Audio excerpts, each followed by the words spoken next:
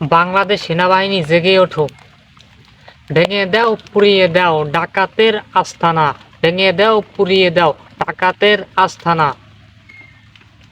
এই স্বাধীন বাংলাদেশে আর কত কি দেখতে হবে,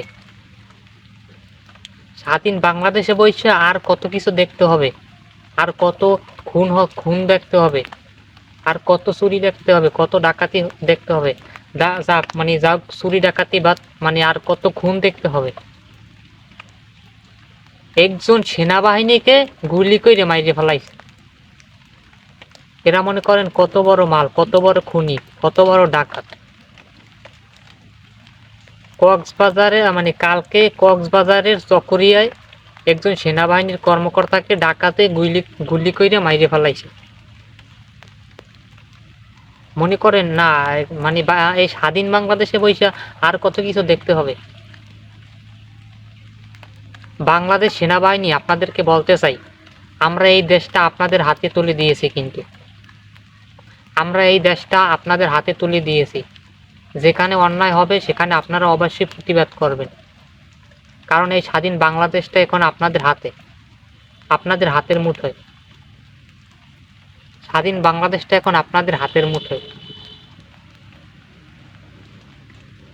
একজন সেনাবাহিনীর উপর কিভাবে মনে করেন ডাকাতে গুলি করে, একজন সেনাবাহিনী গুলি করে ডাকাতে, একজন সেনাবাহিনীকে গুলি করছে ডাকাতে, তারপর সেনাবাহিনী ডাইরেক্ট মারা গেছে।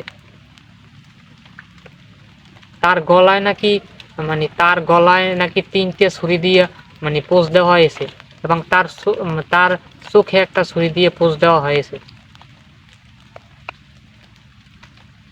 এখন বলবেন তাহলে এই ডাকাতির এই ডাকাতেরা অস্ত্র পাইলে কই? আর ডাকাতে কি আমরা অস্ত্র দিয়েছি? ডাকাতে কি বাংলাদেশ সেনাবাহিনী অস্ত্র দিয়েছে? বাংলাদেশের সরকার অস্ত্র দিয়েছে? না বাংলাদেশের কোনো বিজিবি দিয়েছে? বাংলাদেশের কোনো নৌবাহিনী দিয়েছে? বা বাংলাদেশের কোনো পুলিশ দিয়েছে? এই ডাকাতেকে বাংলাদেশের কেউ অস্ত্র দেয় নাই।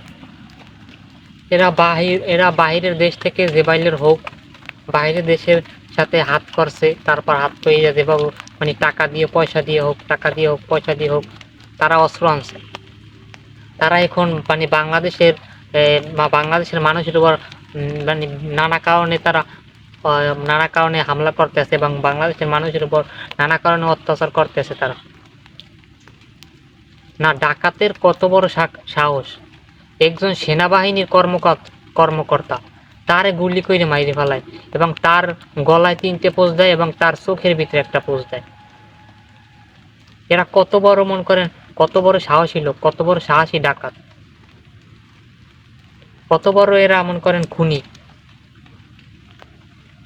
যার জন্য বাংলাদেশ থেকে আমরা খুনি হাসিনাকে পাঠাইছি, এবং এই স্বৈরাচারী দেশকে আমরা স্বৈরাচারী শাসন থেকে আমরা সকলে বাঁচার জন্য শেখ হাসিনাকে পাঠাইছি, যে আমরা সুখে শান্তিতে এই স্বাধীন বাংলাদেশে বসবাস করব।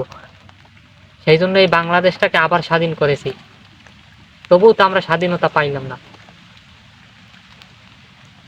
তাই সকল সেনাবাহিনী কর্মকর্তাদেরকে বলছি, আমাদের এই দেশটা আপনাদেরকে রক্ষা করতে হবে, আমাদের এই দেশ আপনাদেরকে রক্ষা করতে হবে, এবং এই দেশে আপনাদেরকে অবশ্যই শান্তি শৃঙ্খলা আনতে হবে। আপনাদের এই দেশে আপনাদের শান্তি শৃঙ্খলা আনতে হবে।